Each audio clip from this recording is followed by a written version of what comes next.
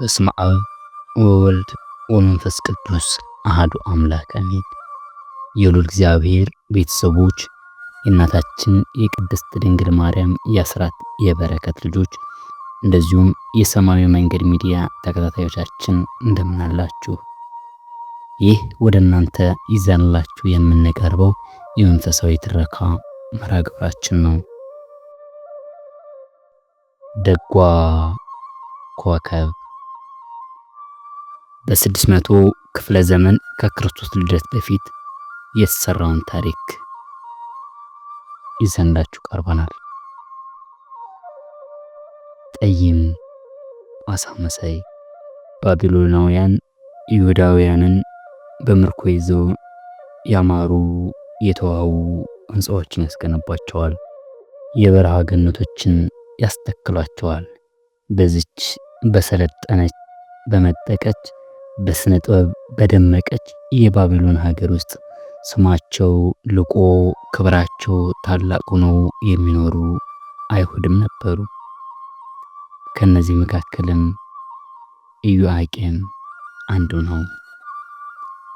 ሀብት ቢኖረው የማይኮራ፣ ስልጣን ቢኖረው እግዚአብሔርን የሚፈራ፣ አይሁድ ከሚፈሯቸውና ከሚያከብሯቸው ክቡራን አንዱ የሆነው ኢዮአቄም ይበልጥ ታዋቂነቱን ገናነቱን ያገኘው በደም ግባቷ ተወዳዳሪ በጸባይዋ ተፎካካሪ ባልነበራት አይሁድ በአድናቆት ባቢሎናውያን ሳይቀሩ ራሳቸውን በነቀነቁላት በውድ ባለቤቱ በሶስና ነበር። የኬልቄዎስ ልጅ ሶስና እንደ ሌሎች የምርኮ ሀገር ሴቶች ስርዓተ አይሁድን ያልተወች፣ አምልኮተ እግዚአብሔርን ያልዘነጋች፣ ሀብታም የባቢሎን ወንዶች ተከትላ ዘሮቿን ያላሳዘነች፣ ብዙዎች መልከ መልካም ኮረዶች እንዳደረጉት ሁሉ ባሏን ጥላ ጨርቋን አንጠልጥላ ወደ ደመቀችው የባቢሎን ከተማ ያልኮበለለች፣ ክብሯን ለገንዘብ ንጽህናዋን ለክብር ያልሸጠች ውብና ጸባይ የሸጋ ሴት ነች። ደጓ ኮከብ ዘወትር ጠዋት ጠዋት ከሱዛ ግንብ በስተ ምስራቅ አባቷ ባሰራው ምኩራብ ተገኝታ ጸሎት ሳታደርስ አትውልም። ከዚያም ደግሞ አቅመ ደካሞችን እና ድሆችን በስራ ትረዳለች። ባልቴቶችና ሽማግሌዎችን ገና በሩቅ ሲያዩት የእስራኤል እናት እያሉ በፈገግታ ይቀበሏታል። የአይሁድ ሕፃናት እንኳን ገና በአሻጋሪ ቂጣ አንጠልጥላ ስትመጣ ሲያዩት ጨዋታቸውን አቋርጠው ወደ እርሷ ይሮጡና ይጠመጠሙባታል። ከዚያም እንደ እምቦሳ እየፈነጩ ቂጣዋን ተቀብለው እንደ ንብ አውራ ያጭቧታል።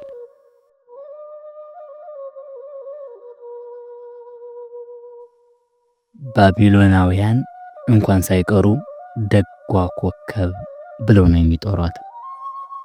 ሴቶቻቸው ሲያስቸግሯቸው ስራ የማትወድ ሰነፍ ሴት ስታገኝ ሂጅ ደጓን ኮከብ አናግሪያት ተብላ ወደ እርሷ ትላካለች።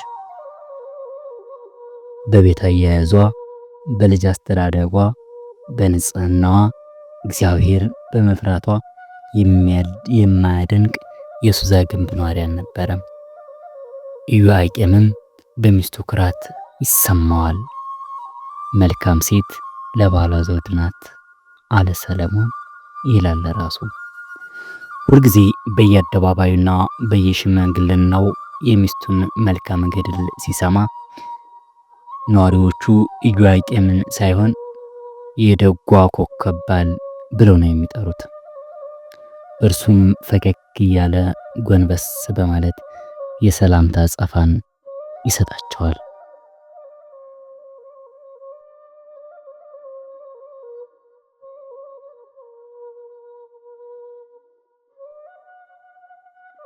ከምኩራቡ ባሻገር ከባቢሎን ወንዝ አጠገብ የኢዮአቄምና የሶስና ግቢ ተንጣልሎ ይገኛል።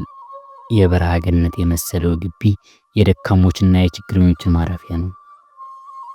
እነዛ ግቢ የተቀመጡ ሁሉ ጽዮን ሆይ ብረሳሽ ቀኜ ትርሳኝ፣ ባላስብሽ ምላሴ በተናጋይ ትጣበቅ እያሉ የዳዊትን መዝሙር ይዘምራሉ። አንዳንዴም ዮአቄምን በግቢው በር አጠገብ ተቀምጦ በገና ይደረድርላቸዋል። ከዛም በልቅሶ የሚዘሩ በደስታ ያጭዳሉ። በሄዱ ጊዜ ዘራቸውን ተሸክመው እያለቀሱ ተሰማሩ። በተመለሱ ጊዜ ግን ነዷቸውን ተሸክመው ደስ እያላቸው ተመለሱ ያለውን የነቢዩ ዳዊትን መዝሙር በዜማ ቃኝቶ በደስታ ይሰብክላቸዋል። ደጓ ኮከብም የእነዚያን ምስኪን ችግር እየተቀበለች በሐዘናቸው ተካፋይ ሆነች። ከረዳቻቸውም በኋላ እግራቸውን አጥባ ሕፃናቶችን መግባ ወደ ቤታቸው ትመልሳቸዋለች። ዝማሬው ጸጥ ብሎ ግቢው እረጭ ሲል በደንገጥሮች ጋር ትወጣና ከወንዙ አጠገብ ወደ ተሰራው የመታጠቢያ ገንዳ ሄዳ በቀዝቃዛ ውሃ ገላዋን ትታጠባለች። በዚያም ቀን ምስኪኖች ወገኖች የዘመሩትን ጽዮን ሆይ ብረሳሽ እያለች በእንባ ትዘምራለች። ሁልጊዜ ሁለት የአይሁድ መምህራን እንደ ባቢሎን አዋፍ ከሚሰርቀው ድምፅ የሚሰማውን ልብ የሚነካ ዜማ እያዳመጡ ኢያቄም ግቢ ሲወጣ ጠብቀው ደጓ ኮከብን በመደበቅ ያዳምጧታል። ድምጿንም ከፍ ዝቅ እያደረገች ጽዮን ሆይ ብረሳሽ ቀኜ ከኔ ትራቅ፣ ባላስታውስሽ ምላሴ ከተናጋይ ትታበቅ። አንቺን ባሰብኩ ጊዜ ይመጣል እንባዬ፣ የጽዮን ሞገሷ ወዴት ነው ወዴት አለ ብዬ በማለት ስትዘምር እየተጠቃቀሱ ይሰማታል፣ ያዳምጧታል። ሶስናም ልብሷን አውልቃ ገንዳው ውስጥ በመግባት ስትታጠብ እንደ ፀሐይ የጠራ ገላዋን እየተመለከቱ በዝሙት መንፈስ ይንሾካሸካሉ። ሁለቱም ለየራሳቸው የሥጋ ፈቃድ ተመኝተዋት በፍትወት ይሰክራሉ።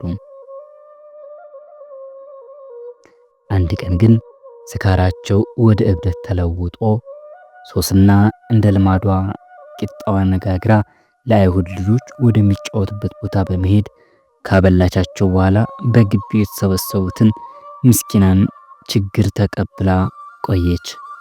በመጨረሻ አመሻሽ ላይ እጅግ በጣም ስለደከማት ሰውነቷን ለማሳረፍ ትችል ዘንድ ወደ መታጠቢያ ከደንገጠሮቿ ጋር ወረደች።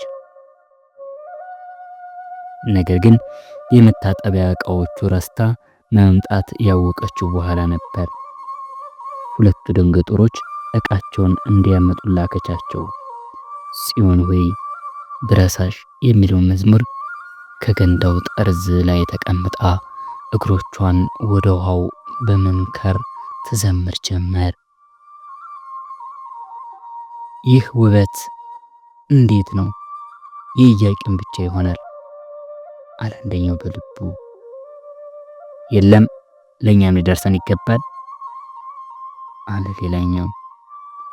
በል ወዳጄ አላጠገቡ ተቀምጦ ሶስና እግሯን ውሃ ውስጥ በወዘወዘችው ቁጥር አንገቱን አብሮ እየወዘወዘ በልቡ ምኞት የሚንገበገበው ጓደኛውን በል ወዳጄ እዚህ ተቀምጠን ከታየን ዕዳ ነው አለና ተነስቶ ወደ ዛፍ ስር ተሾልኮ አመራ።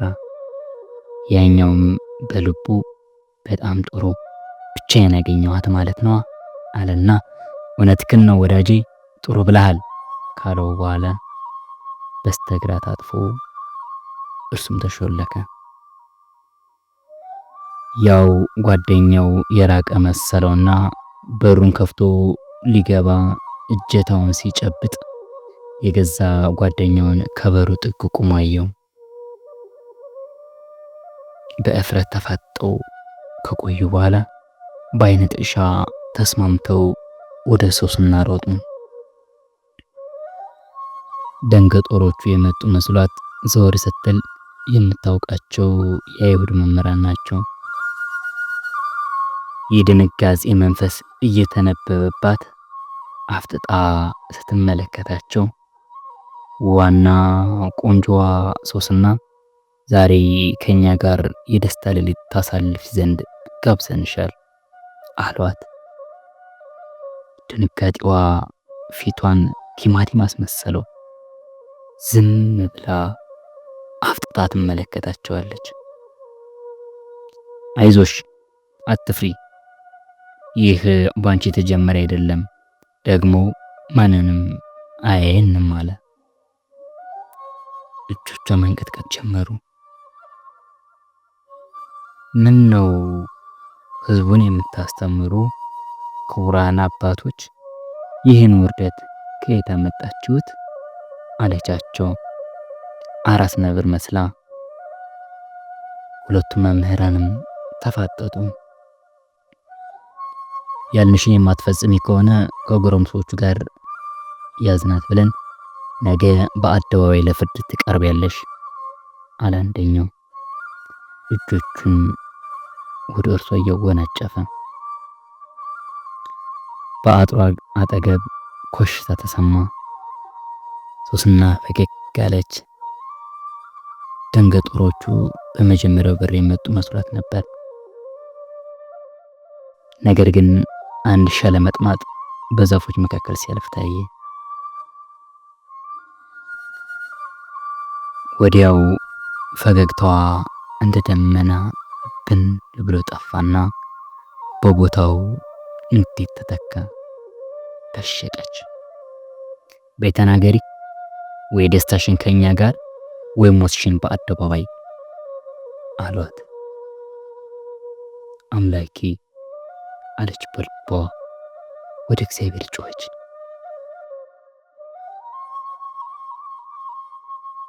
ባደርገው ከአንተ እጣላለሁ፣ አስቀይምሃለሁ። ሳላደርገው ምድራዊ ፍርድ ይጠብቀኛል።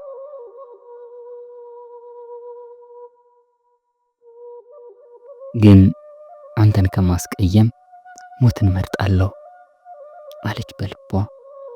ከፍተኛ ድምፅ ስትጮህ ሁለት መምህራን አብረዋት ጮሁ። በኢዮአቄም ቤት የነበሩ ደንገጡሮች፣ በመንገድ ያልፉ የነበሩ ነጋዴዎች፣ ጩኸቱን የሰሙ የሱዛ ግንብ ነዋሪዎች፣ በአደባባዩ ለሽምግልና የተቀመጡ እነ ኢዮአቄምን የመሰሉ ሽማግሌዎች እየተንጋጉ ወደ መታጠቢያው ግቢ ገቡ። ሶስና በእንባ ታጥባ ከሁለት መምህራን ፊት ቆማለች። ኢዮአቄም ምን ሆንሽ አለ የተንቦጀቦጀ። ምን ነው ጌቶች፣ ምን ተፈጠረ አለ ወደ ሁለቱ መምህራን ዞሮ። ጉድ ነው አለ አንደኛው በንዴት የጤሰ መስሎ እየተወራጨ። የጉድጉድ አለ ሌላኛው እጆቹን ወደ በሩ እየጠቆመ። እኛ በዚህ መታጠቢያ አጠገብ ስናልፍ ሶስና ደንገጥሮቹን ወደ ቤት ልካ እሷ ከአንድ ጎበዝ ጋር ተዋለገች። ነገሩ ገርሞን ቁመን ስንመለከት ተቃቅፈው ወደ ዛፎች ሄዱና አብረው ተኙ። ይህ ጉዳይ የታላቁን አባት የኢዮአቄምን ክብር የሚነካ መስሎ ስለታየን በሩን ሰብረን ስንገባ እርሱ በኃይል አመለጠን። እሷ ግን ያዝናት ጅራፍ ራሱ ገርፎ ለራሱ ይጮሃል እንዲሉ ጉዷን ለመሸፈን ስትል ጮኸች አለ አሁንም እየተወራጨ። የኢዮአቄም ፊት ከሰለ። በዙሪያው ያሉ ቤተሰቦች በሀፍረት አንገታቸውን አቀረቀሩ። ከአይሁድ መምህራን ይበልጥ የታመነ ማን ሊገኝ? የሱዛ ግንብ ነዋሪዎች ደጓን ኮከብ እያዩ በመገረም ራሳቸውን ይነቀንቃሉ። ሁለቱ መምህራን በነገሩ የተናደዱ ለመምሰል ግንድ ይደበድባሉ። ደንገጥሮችም በእንባ ተሞልተዋል።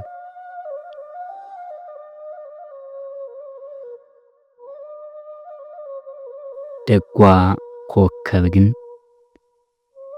የተኮነነች ነፍስ መስላ ከገንዳው አጠገብ ቆማለች። እውነት ነው ጌታዬ፣ እውነት ነው አለ ኢያቄም።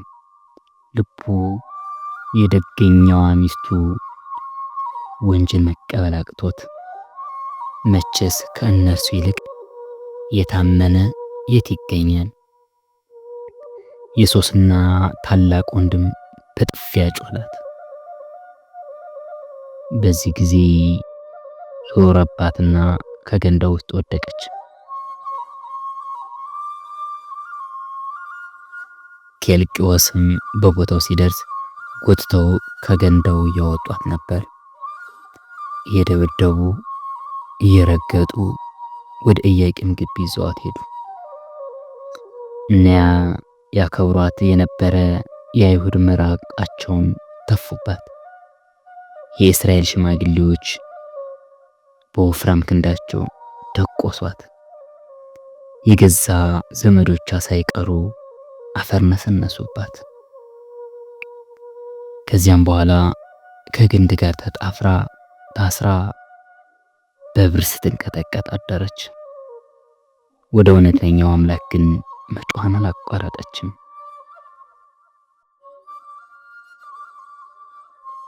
እውነትን አዋቂ እርሱ ብቻ ነውና አልማዝ ካልተሳለ እንደማያንጸባርቅ እውነትም ያለ መከራ አትፈነጥቅም። ግን ጊዜ አላት። ጊዜ የጣላት እውነት ከውሸት ታንሳለች። ጊዜዋ ሲደርስ ግን እንደ ፀሐይ ታበራለች። አዎ ሶስና ጊዜ አላት። ሲነጋ የአይሁድ ሸንጎ ለፍርድ በአደባባይ ተሰየመ። ምድረ አይሁድ የስሚ ስሚ ወሬውን ተቀባብሎ ተሰባስቧል። ምስኪኗ ሶስና በወንጀለኛው ሳጥን ገብታ ቆመች። አንገቷን አቀረቀረች። ውበቷ ደብዟል። እንባዋ ይጎርፋል። ወደ ታች ወደ ምድር ያላይደለ ወደ አርያም እንደ ራሔል እንባ ትረጨዋለች። እውነተኞቹ ሲያለቅሱ የእውነት አምላክ እንባቸውን ይቀበላልና። ሁለቱ መምህራን የሙሴ የሕግ አንቀጽ እየጠቀሱ ሕዝቡን አሳመኑት። ወንጀሏ ተነቦ ምድር አይሁድ አቀርቅረው ተፏት። እናቷ በአፍረት የዥረት ያህል ያነባሉ። ኬልቅዮስ በድንጋጤና በሐዘን የጨው ሐውልት መስሎ ከሸንጎ በስተቀኝ ቆሟል። ኢዮአቄም ግን ንጹሐን ሚስቱን መወንጀል አቅቶት ከወዲያ ወዲህ በሐሳብ ይዋልላል። እውነተኛ ባል ሚስቱን ከራሱ በላይ ያምናታልና። ሶስና የልዑል እግዚአብሔርን ፍርድ ትጠብቃለች። የአይሁድ ሸንጎ ደግሞ ሕግ እያረቀቀ ለድምዳሜ ፍርድ ዝግጁ መሆኑን አሳወቀ። ወዲያው ሁለት ጋሽ ጀገሬዎች እያንገላቱ በጥፊ እያጮሉ ወደ ሸንጎ ሶስናን አቀረቧት። ይህ ወንጀል አሉ ከሁሉ ሸምገል ያሉት የሸንጎ አባል። ሁሉም ልቡን አቅንቶ ዓይኑን አፍጥጦ ወደ ሸንጎ አተኮረ። ይህ ወንጀል እግዚአብሔር የሚያስቆጣ ዘሮቻችን የሚያሳፍር በመሆኑ ሸንጎው ወንጀለኛዋ አሉና ግራ ቀኝ የተሰበሰበውን ሕዝብ በዓይናቸው ገረፉት። ወንጀለኛዋ በድንጋይ ተደብድባ እንድትሞት ስንወስን ባለቤቷን ይቅርታ በመጠየቅ ነው አሉ። ኢዮአቄም ልቡ ቀጥ አለች። የተሰበሰበው ሁሉ ለጥቂት ጊዜ በፍርሃት ቆመ። ከዚያም የአይሁዳዊ የሆነው ሁሉ ተቀምጦበት የነበረውን ድንጋይ ያነሳና ወደፊት አሰገገ። መቼም ያ ሁሉ ከጫነባት ትልቅ ተራራ ሳይሆን አይቀርም። ሶስና ግን እግዚአብሔርን አሁንም በተስፋ እየጠበቀችው ነው። መቼም በአስቸጋሪ ሰዓት እግዚአብሔር ተስፋ የሚያደርጉ የተደነቁ ናቸው። ከሸንጎ ጀርባ አንድ ጎልማሳ ዘሎ ተነሳና ወደ ሶስና መጣ። ድንጋይ አልያዘም። ነቢዩ ዳንኤል ነበረ። እኔ ከዚህ ሴት ደም ንጹሕ ነኝ አለ ወደ ሸንጎ ዙሮ። የታወቀና የተመሰገነ ነቢይ በመሆኑ በባቢሎን ቤተ መንግስት ከተከበሩ አንዱ ነውና ሁሉንም ቀልብ ሳበው። ሁለቱ መምህራን ጡፈው ወደ እርሱ መጡ። ነገር ግን ህዝቡ ዳንኤልን ሊሰማ መጓጓቱን እንዳስተዋሉ በንዴት እየተዝረፈረፉ ባለበት ቆሙ። ወገኖቼ አለ ዳንኤል፣ ይህንን አስቸጋሪ ፍርድ ከመስጠታችሁ በፊት አንድ ጊዜ አድምጡኝ። እኔ ሁለቱንም መምህራን ልጠይቃቸው አለ ወደ ህዝቡ ዙሮ። ጠይቅ እንሰማለን የሚል የብዙሃን ድምፅ ከህዝቡ መሃል ተሰማ። መምህራኑ ተቆነጠነጡ። አንተኛው እዚያ ማዶ ቁም አለው ዳንኤል ከመምህራን አንዱን። ከዛ ሌላውን ወደ ህዝቡ ወሰደና ለመሆኑ ሶስናን ከጎልማሳው ጋር ተኝታ ያያት በየትኛው ዛፍ ነው አለው አንደኛው መምህር። በኮክ ዛፍ ስር አለና በድፍረት መለሰ። ቀጠለና ሁለተኛውን መምህር ጠርቶ መቼም እድሜ ገፍቷል፣ አርጅተሃል፣ በልዑል እግዚአብሔር ፊት ቆመህ እንደማትወሽ አምናለሁ። ሶስናን ከጎልማሳዋ ጋር ያያት የትኛው ዛፍ ስር ነው አለና አለስልሶ ጠየቀው። ሮማን ዛፍ ስር አለ። ህዝቡ አጉረመረመ። ሽማግሌዎቹ አፈጠጡ። እንግዲህ እናንተ ፍረዱ አለ ዳንኤል ወደ ህዝቡ ጮሆ። ሶስና ንጹሕ ናት፣ ሶስና ንጹሕ ናት። ህዝቡ የማያቋርጥ ጩኸትን ያስተጋባ ጀመር። በመጨረሻ ሸንጎው ውሳኔውን ለወጠ። የሶስና ንጽህናን በአደባባይ ተገለጸ። ሁለቱ መምህራን በድንጋይ ተደብድበው እንዲሞቱ ተበየነ። ስላለ ሳሪው ሾላ ጣሪው ይባል የለ። የመርዶክዮስና የሃማ ነገር እንደገና በባቢሎን ተፈጸመ። ሶስና ከእስር ተፈታችና የእስራኤል እናቶች ሁሉ ይስሟት ጀመር። የመቷት፣ የተፉባት፣ የሰደቧት ሁሉ እግሯ ላይ ወድቀው ይቅርታን ጠየቋት።